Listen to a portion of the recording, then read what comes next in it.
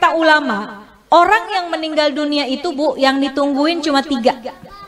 Pertama yang ditungguin adalah kapan datangnya hari kiamat. Tuh yang ditungguin sama yang udah meninggal dunia.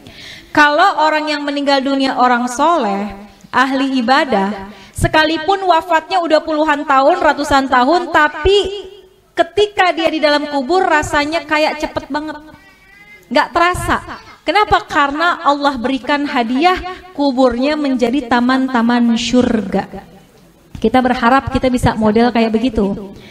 Tapi sebaliknya, kalau orang yang meninggal adalah orang yang suka zalim, sama Allah nggak pernah dekat, sama manusia senangnya bikin permusuhan, maka sehari aja dia masuk dalam kubur itu rasanya seperti udah puluhan tahun, udah bisa sampai ribuan tahun rasanya. Maka orang yang ada dalam kubur yang meninggal dunia nungguin kapan sih datangnya hari kiamat. Orang baik pengen buru-buru cepat supaya bisa segera masuk dan menikmati keindahan surganya Allah Subhanahu wa ta'ala. Orang-orang sebaliknya, orang-orang yang jahat, yang zalim pengen buru-buru juga datang hari kiamat. Dia pikir kelar siksaan kubur udah selesai.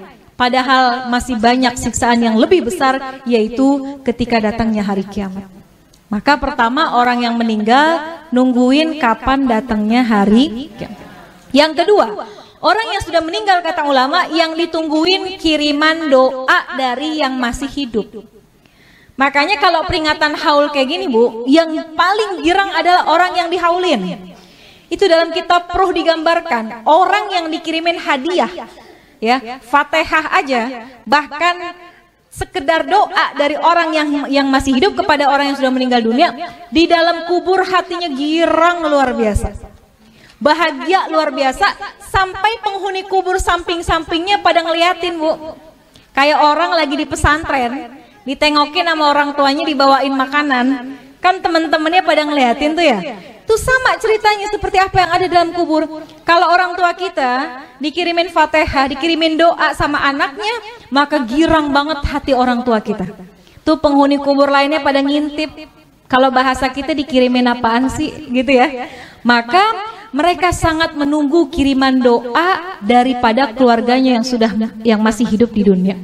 Bahkan diceritain Bu, kalau yang ngirimin anaknya, keturunannya itu malaikat akan membawa doanya menggunakan nampan yang terbuat dari emas. Punya nggak nampan dari emas? Nggak ada. Tapi Masya Allah ketika kita meninggal dunia, malaikat hadirkan doa. Bisa jadi doa itu berupa ampunan, bisa jadi doa itu adalah rahmat yang dikirimkan oleh anak kita yang masih hidup di dunia. Maka yang ditunggu-tunggu itu doa. Makanya Bu, kenapa kita penting banget punya anak yang ngerti agama, supaya ketika kita meninggal dunia, Fatihah nggak lepas dari lisannya. Yasin yang dibaca dikirimkan pahalanya buat kita. Kalau anak Bu ke orang tua, kalau kata guru saya, anak ke orang tua sekalipun nggak dia niatin khusus buat orang tua saya, sekalipun nggak disebut, pahalanya terus dialirkan oleh Allah kepada orang tua kita yang sudah meninggal dunia. Apalagi kalau diniatkan secara khusus. Besok nih bentar lagi mau kurban ya Bu, kita boleh sedekah, pahalanya buat orang tua kita, tapi nama kurbannya adalah kita. Kita kirimin deh, kita berkurban, pahalanya kita niatkan buat orang tua itu tuh hadiah yang paling baik, yang paling bagus, yang ditunggu-tunggu sama orang tua kita yang sudah meninggal dunia. Yang ketiga, apa yang ditungguin sama orang yang meninggal dunia? Kiriman laporan dari malaikat. Tuh malaikat itu Bu ngirimin laporan tentang anak cucu keturunannya.